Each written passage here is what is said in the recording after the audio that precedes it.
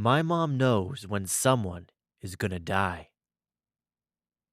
Naturally, most people believe that their parents are unique or special, and I'm no different. However, when I was around 16, I discovered that my mom was special in a very different way. My mom has the ability to predict death. I know that to most people, something like this sounds impossible or made up out of a movie, but there's no logical explanation for what she's seen. When she was in her early 20s, she had a dream of a closed coffin and a voice telling her, "You know who it is." A week later, my grandmother dropped dead from a heart attack. As creepy as this prediction is, there's one that still gives me shivers down my spine.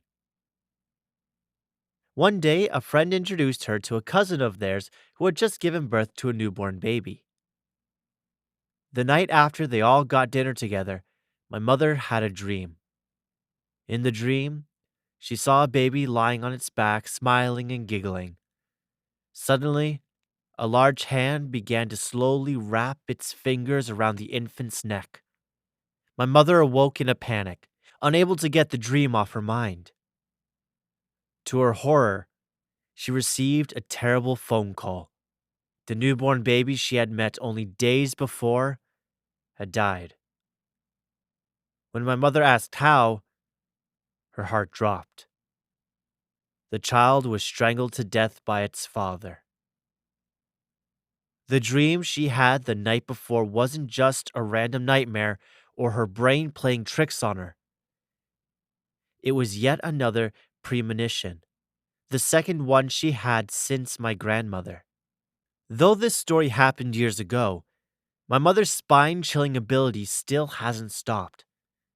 Just days ago, a member of our church passed away due to a brain aneurysm. When my mother heard the news, she told me that weeks before it happened, she kept hearing a voice in her head that wouldn't go away. It whispered, "Though I walk through the valley of the shadow of death."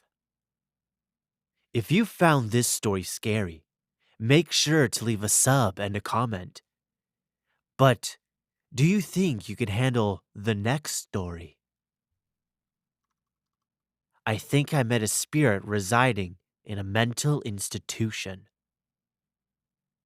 So, there was this abandoned institute in Indiana, and me and my friends always went there skipping school. There are tunnels below we explored, as well as closed off areas where the roof collapsed. Me and two of my friends, A and K, went to the basement of the first building we ever went to. There's obviously no lights, so we took some papers and burned them for light, and made a makeshift torch to travel.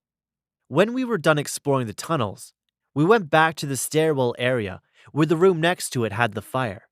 It was embers now.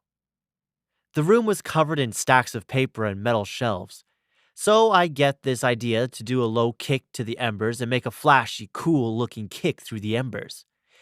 It was a terrible idea.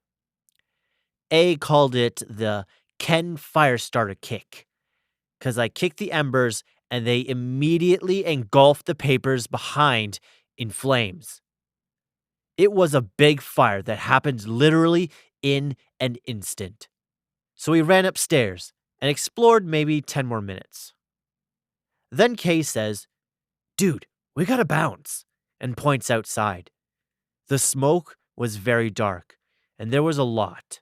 So we ran as fire trucks went down there. When we heard the sirens, we dipped to the train tracks. We made it out. So the next day, my buddy A wants to skip school there again. So we go and get through the front door. Then from the basement tunnel entrance, a homeless looking guy comes out and asks us what we're doing here. We told him we're skipping school. So he says, "I'm hunting for treasure here. We can stay as long as we want. Just don't burn the place down." I felt like this guy was off, like he knew something he didn't tell us. Then he said, "Be careful," and went into the tunnels. So me and A start traveling through and notice there's cops outside driving and parking out front.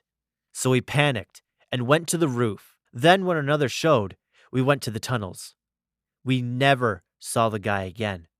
We went through both ends, and yeah, the tunnels go from every building. We should have ran into him again the way we went. He was gone. Didn't go out the front because of the cops. So, where did he go? I feel like he's one of the few people who went missing when the place closed. Still freaks me out to this day. He had to be a spirit. Thanks for watching. A sub and comment is always appreciated. Check out this one.